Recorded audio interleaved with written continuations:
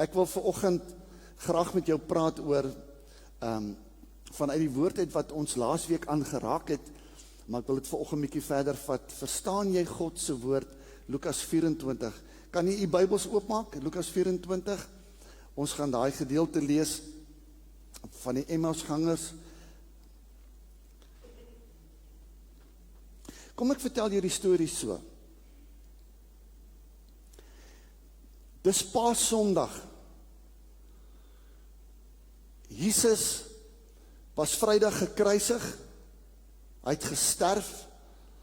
Hulle het hom Vrydag aand van die kruis afgehaal. Hulle het hom in die graf gesit. En dis 2 dae later, en dis die Sondagoggend, en die Emmausgangers, hoe hulle naam gekry het was, hierdie 2 persone was op pad na Emmaus, dis 'n dorpie. Dis so plus minus 11 kilometers, dit vat hulle so plus minus 3 ure in 'n gemaklike stap om vanaf Jerusalem na Emmaus te stap. Maar hierdie 2 word gesê, die agtergrond sê dat dit was 2 teleurgestelde volgelinge van Jesus. Een se naam was gewees Kleopas en 'n ander een was 'n metgesel en hulle het nie duidelik was dit die disipel se vrou gewees of net 'n metgesel of was dit 'n ander disipel gewees nie. Maar hulle het gestap. Hulle het gehoor die graf is leeg en hulle het verward en hartseer en hulle het hoop verloor teruggestap Emmaus toe.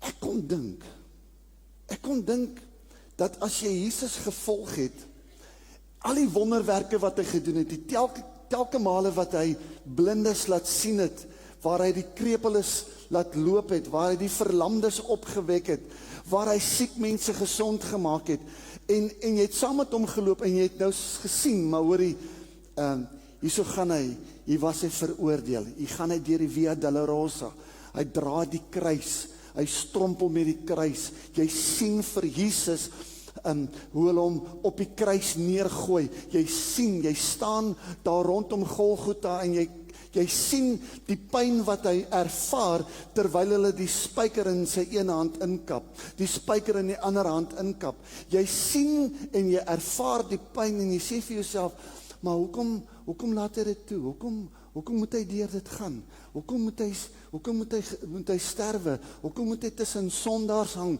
en dis al die goed wat binne in die hart van hierdie klomp disipels aan die gang gegaan het. En hierdie 2, Kleopas, draai Sondagoggend weg van Jerusalem, en hulle sê, luister, dit was te veel gewees, ek kan nie meer met dit deel nie, ek gaan nou wegstap, hartseer, moed verloor, Jesus het nie deurgekom nie, die wonderwerk het nie gebeur nie, min wetend dat hy alreeds opgestaan het. Jy sien, baie keer in ons lewe, dan is daar so 'n rits van omstandighede wat in ons lewens afspeel, dat ons baie keer nie agterkom wat gebeur in dit alles, en dat Jesus saam met ons stap nie. En dis die wonder van hierdie verhaal, waar daar 3 goed gebeur, en die eerste een is daar 'n ontmoeting. Jesus het by hulle aangesluit op die pad, maar hulle het hom nie dadelik herken nie. Hy het hulle die skrif verduidelik en gewys dat die Messias moet ly. So, verblind deur hulle eie wanhoopigheid, verblind deur hulle eie pyn, hulle verlies wat hulle beleef het, kan hulle nie sien wie dit is wat saam met hulle loop nie. Ouens, so baie keer, dan speel ons omstandighede so 'n manipulerende rol in ons lewens, dat ons nie kan sien wat is God nie besig nie. Ons is baie keer so gefokus op ons eie omstandighede, dat ons nie God se omstandighede om ons raak sien nie. En Jesus stap saam met hulle, en hy verduidelik vir hulle, ouens, daar moes 'n seun van God gebore geword het, hy moes deur die maagd van Maria, moes hy gebore geword het. Hy moes groot word, hy moes die verlossing verkondig, hy moes op die kruishout gaan sterwe, hy moes op die 3de dag weer opstaan, God het hom opgewek, sodat hy vir ewig en vir altyd die verlosser van die mensdom kan wees. Hy verduidelik vir hulle alles. Ten tweede sien ons die openbaring by hulle bestemming tydens 'n maaltyd toe. Het Jesus brood gebreek, is hulle oë geopen en het hulle besef dat hy die Here is. En die derde ding wat gebeur, waarna ons gaan kyk vanoggend, is dat die reaksie. Hulle hardloop terug Jerusalem toe om te gaan vertel. Ouens, ons het baie ervarings, maar ek moet vir jou sê, Dinsdagoggend in die water was dit my ervaring gewees, dat die Here nie net saam met my swem nie, maar dat die Here in my lewe, hy lewe hier binnekant. Ek is nie nou met hom en net om sonder hom nie. Ek is nie vandag saam met hom en beleef sy heerlikheid en môre is hy weg, besig met iets anders nie. Hy is elke dag saam met my. En kom ons kyk na die eerste ding, wat gebeur het in hierdie hele verhaal. Hulle oë was verhinder gewees. Matteus of Lukas 24 sê, maar hulle oë is gehou, sodat hulle hom nie kon herken nie. Dis nie dat God hulle oë gehou het nie, dis hulle omstandighede, hulle hartseer, hulle trauma, hulle lewensomstandighede, het hulle so verdof, dat hulle nie kon beleef het nie. Die Engels sê dit baie mooi, en ek weet nie hoekom ons nie vanoggend Engels gesing het, waar is Make? You were an Afrikaner this morning, eh? Man. But their eyes were held so that they did not recognize him. They did not recognize him. In 'n latere skrifgedeelte, vers 25, sê hy, and Jesus said to them, O foolish ones, sluggish in mind, dull of perception, and slow of heart to believe, adhere to and trust in and rely on everything that the prophets have spoken. Hoor gou hierso. As ons die Ou Testament lees, dan kry jy die verhaal, dit is soos 'n goue draad van die evangelie van Jesus Christus. Die Ou Testament verklaar profeties dat Jesus Christus sal gebore word. En hy sal vir die mensdom die pad van verlossing kom wys. En hy sal vir die mensdom die sondigheid van hierdie wêreld sal hy kom vergewe, en hy sal op die 3de dag sal hy weer opstaan, en hy sal lewe, en hy sal aan die regterhand van God die Vader sit, en daarna sal hy sy volle gees in krag en in sterkte gaan hy uitstort. Dis die verhaal in die Ou Testament. En nou sê Jesus vir hulle, hy sê, julle het die skrifte gelees, julle het alles gelees, julle het gesien wat die profete sê, maar julle het nie geglo nie. Maar ek wil dit vanoggend vir Brackenfell gemeente vra, ouens, glo jy nog hierdie Bybel? Glo jy hom? Kan jy hom vat in die goeie tye en hom lees en God prys, maar kan jy hom ook vat in die moeilike tye en op hom gaan staan en sê, Here, U sal my deur dit dra? Ken jy die woord? Het die woord al vir jou lewendig geword? Praat die woord met jou. Ek wil vir jou so vra, is lekker, mens wil hom eet. Het jy al agtergekom, as jy hom nie lees nie, hoe leeg raak het die binnekant? Maar soms raak ons gewoond aan die leeg. En God wil ons vol maak, hy wil ons vul. Hy wil ons vul met helderheid, hy wil ons oë oopmaak. Met ander woorde, dit impliseer in geestelike beperking, nie in fisiese blindheid nie. Dis as ons uit die Grieks uit die hele verhaal gaan haal. Met ander woorde, hulle kon sien, maar hulle kon nie onderskei nie. En dis die vraag wat ek vir ons wil vra vandag. Mense, ons sien, maar kan jy onderskei? Want dis die dinamika van die Heilige Gees. hoe meer ons saam met die Heilige Gees stap, ons gewederbaar word, ons gevul word met die krag van die Heilige Gees, ons die spreuke in tale, die gawes van die Heilige Gees, as al daardie goed in ons begin te werk, is daar 'n nuwe vlam wat in jou lewe werk, wat maak dat jy kan sien wat jy moet sien. Maar die vraag is, sien jy vanoggend hoe God in jou gesin besig is om sy plan te verwek? Sien jy vanoggend hoe God in jou werk by jou is en jou help en jou ondersteun? Harold, sien ek en jy hoe God in die gemeente werk? Nee, ons praat heeltyd daaroor. Dit verstom ons om te sien hoe God in die gemeente werk. Jesus open die skrifte en hy het vir hulle uitgelê wat in al die skrifte op hom betrekking het. Met ander woorde, daai hele Griekse verduideliking daar, die betekenis, jy kan die woordjie gaan opsoek, neo. Nee, en Jesus maak eers die woord oop voor hy hulle oë oopmaak. Met ander woorde, ouens, hoekom gaan ons Sondag kerk toe? Hoekom lees ek die Bybel? Hoekom gaan ek na 'n Bybelstudiegroep toe? Hoekom is ek in lewensgroepe? Want ergens moet die woord van die Here moet hy oopgebreek word die hele tyd. Iemand moet die woord oopbreek. Baie mense kan self die woord oopbreek. Ja, dit is so, maar baie keer gebruik God 'n lering om mense te help om te kan onderskei en te kan sien waartoe hy op pad is. Kom ons vra die Here, net daar waar jy sit.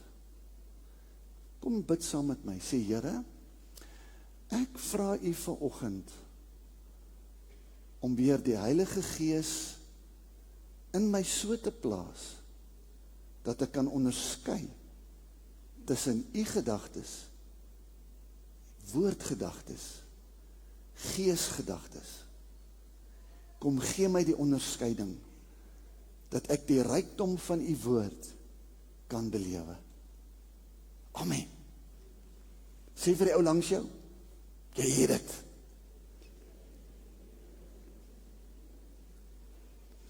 Nou sê net vir die ou terug, ek glo dit. Amen.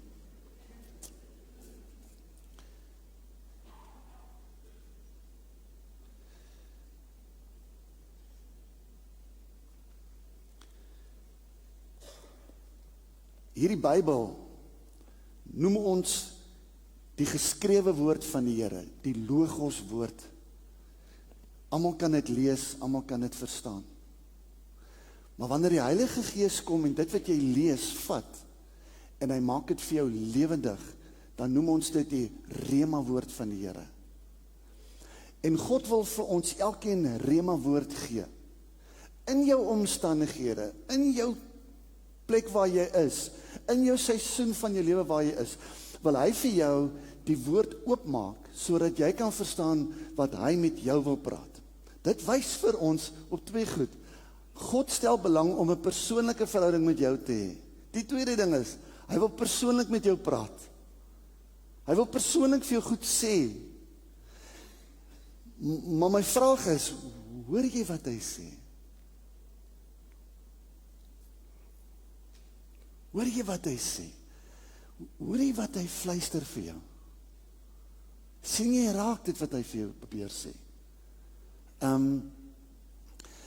Toe Rian vir my in die week vir my laat weet, luister die Nols, dis ons sakeforum, ek wil met jou praat, ek het vir jou goeie nuus. En ek dink ek by myself, Here, wat so goeie nuus kan ons nou hê? Jy weet, en terwyl hy vir my sê, luister jy, Discover het aan boord geklim, hulle gaan ons hele sakeforum, ons wil dit graag vir die gemeente gratis doen, so hulle gaan die hele sakeforum aand, gaan hulle dra en hulle gaan dit sponsor, ons moet net die mense daar kry. Dis goeie nuus. Sien jy raak wat die Here doen? Sien jy raak wat die Here vir jou wil doen? Mense, as jy hier sit vanoggend, jy beter nie huis toe gaan nie, gaan skryf jou naam in. Enige persoon wat sake vernuf het, of wat graag wil weet, wat gebeur in ons wêreld om ons, wees daai aand hierso. Al kan ons nie in die restaurant inkom nie, dan kom ons hierna toe en ons kom sit hier, en daai vrou gaan vir ons, ek meen, sy's top van die topstes, wat ons in die hande gekry het, en sy kom bied vir ons die lesing aan. Nico, julle moet dit nie mis nie. Awie, jy moet dit nie mis nie. Jy kom leer 'n bietjie weer van wat in die wat van die besigheid aan die gang is. Amen. Amen. Ek sien hulle vragmotors staan sulke rye deesdae. Maar kom luister na dit wat die Here wil doen. As ons die openbaring kry van dit wat God wil doen, gaan ons begin leef in die openbaring wat hy gaan doen. Amen. En dit is baie belangrik. Hier is so baie departemente of leiers aan die gang met verskillende studies en goed wat aanbied, maar dis omdat die Here in hulle werk. Hoekom werk die Here in hulle? Dis 'n brandende hart wat innerlik verligting beleef het. Die twee Emmausgangers sê, hy sê, was ons harte nie brandend in ons toe hy met ons gepraat het nie? Was ons harte nie brandend nie? Nou, ek wil vir julle gou vertel, ek was net uit die weermag uit, ek het 'n kamp gaan bywoon by Pinksterpark, waar die AGS kampgronde is, en die oggend het ou pastoor Enselin, wie onthou vir pastoor Enselin? Ja, baie van julle moet hom onthou, hy kom van Kuilsrivier af, hy het pragtige plek daar gebou, en hy was daai tyd nog 'n jong man gewees, en ek was 'n jonger man gewees, en terwyl hy die woord bedien, begin daar iets in my hart te brand.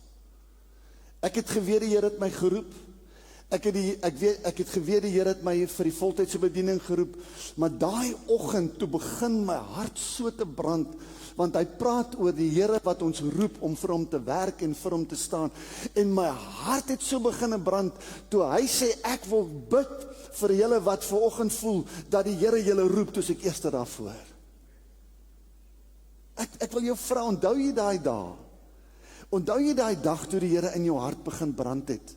Dit was 'n oggendgeleentheid, was 'n aandgeleentheid, was by 'n kamp of was by 'n plek gewees, waar God met jou gepraat het en jou hart so aan die brand gesteek het, dat jy ervaar het, maar luister hierso roep hy my nou. Amen? Waarin? Daai ding wat die Here vir my gesê het. En dis om voortdurend daai ding op te tel, en te sê, I have decided to follow Jesus. I will follow him. I'm going to follow him. I'm going to do the things which he's called me to do. Amen. En die oomblik wanneer ons begin te doen wat hy vir ons vra om te doen, is dit sulke quantum leaps. Wat kom ek verduidelik? Die oomblik wanneer ek begin doen wanneer die Here vir my sê, doen dit vir my, dan brand daar nog 'n groter vlam. En die oomblik wanneer ek daai begin doen, dan begin hy vir my te sê, kom aan, nog 'n groter vlam. So almal van ons behoort in 'n siklus van 5 jaar almal uitgestuur te word. Een ou Pakistan toe, ander ou Indië toe, ander ou Kaapse vlakte toe, ander ou Brackenfell toe, ander ou onder die taksies in. Elkeen van ons behoort uitgestuur te word as ons die stem van die Here reg hoor. Daar was so 3 amens. En ek glo dit met my hele hart. En toe sê hulle, toe sê die woord daar, so voor hulle oë oopgaan, word hulle harte wakker gemaak. Ek weet nie hoekom die Here dit so gewerk het in hulle midde nie, maar hulle oë is oopgemaak. Dan kom ons by hierdie pragtige gedeelte, waar hulle toe nou, Jesus wou aanloop, Jesus is in 'n verheerlikte staat, Jesus het nie nodig om te eet nie, Jesus, hy wou seker miskien by die ander disippels 'n draai gaan maak het, maar hulle vra hom toe, nee, kom eet saam met ons, kom geniet saam met ons die brood, en terwyl hulle om 'n tafel sit, toe sê die woord van die Here, toe, dis die 3de punt eers, toe is hulle oë geopen, en hulle het hom herken. Imagine, Dis dieselfde dag. Jy het vanoggend uit Jerusalem uitgeloop. Jou skouers hang, jou gemoed is af, jy's klaar, jy's teleurgesteld, jy het hoop verloor. Die hele ding van Jesus, wat die Messias moes wees, wat die verlosser moet wees, hy is nie meer daar nie, hy's dood, hy's in die graf, dis nie die waarheid gewees nie, hoe verstaan jy dit? Ons het dit verwag, al die goed, in 'n oomblik, gaan hulle oë oop, en hulle sien, dis dieselfde een wat in die kruis gesit het, wat nou hier is. Hey ouens, imagine, Jesus maak hulle oë oop en hy sê, kyk hier, en die grove bloed sit nog vast daar, en die hand is stikkend, hy sê, kyk hier, dis ek, kyk hier, dis ek, hy trek sy hemp op, en hy tel sy hemp op, en hy wys vir hulle, waar die swaard hom in die sy gesteek het, sê, ouens, kyk hier lê die merke, hy trek sy sandale uit, en hy sê, ouens, kyk hier, dis ek, die een wat aan die kruis gesterf het, dis ek staan hier voor julle, ek is lewend gemaak. Watse ervaring moet dit nie wees nie. Maar ek glo Jesus doen dit elke dag. Hy kom na ons toe en hy kom sê vir ons ouens, ek is hier saam met jou. Dis die ware een. Ek is by jou, ek is saam met jou. My naam is Immanuel, ek sal jou nooit verlos nie, nooit verlaat nie. Ek is saam met jou, hoekom is jy teleurgestel? Hoekom is jy op moedverloorse vlakte? Moenie daar wees nie, ek wil jou optel, ek wil jou sterk maak, sodat jy weer kan aangaan. Here, maak my oë oop, dat ek kan sien, U is saam met my. Kan ons nie dit 'n gebed maak vanoggend? Die Here, maak my oë oop, dat ek kan sien, U is in my omstandighede. My omstandighede is nie groter en sterker om Jesus uit te hou nie. Hy's juis in dit, saam met my. In my seisoen waarin ek staan.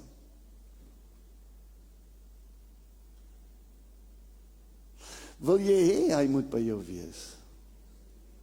Wil jy hê hy moet saam met jou staan? Vra hom dit. Vra hom dit. Kom staan saam met my. Kom werk saam met my. Here, kom bring die verligting in my binneste.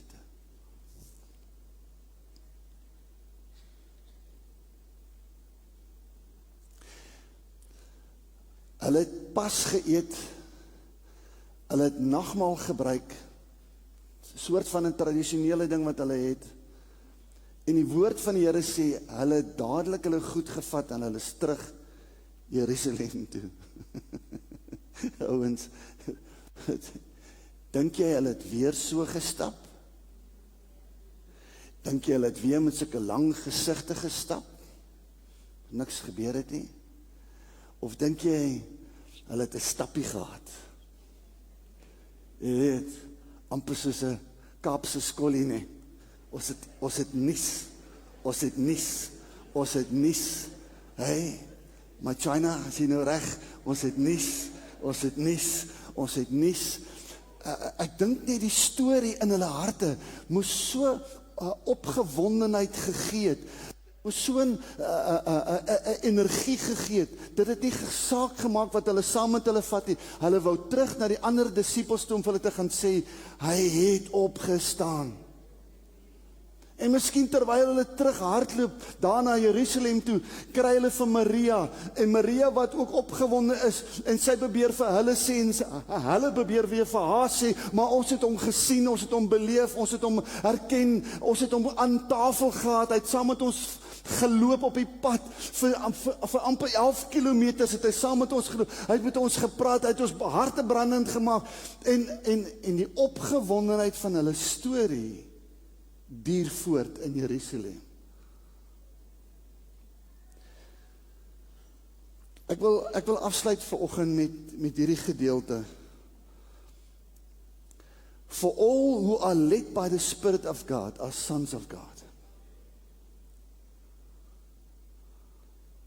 Ouens, die Gees van die Here wil ons lei.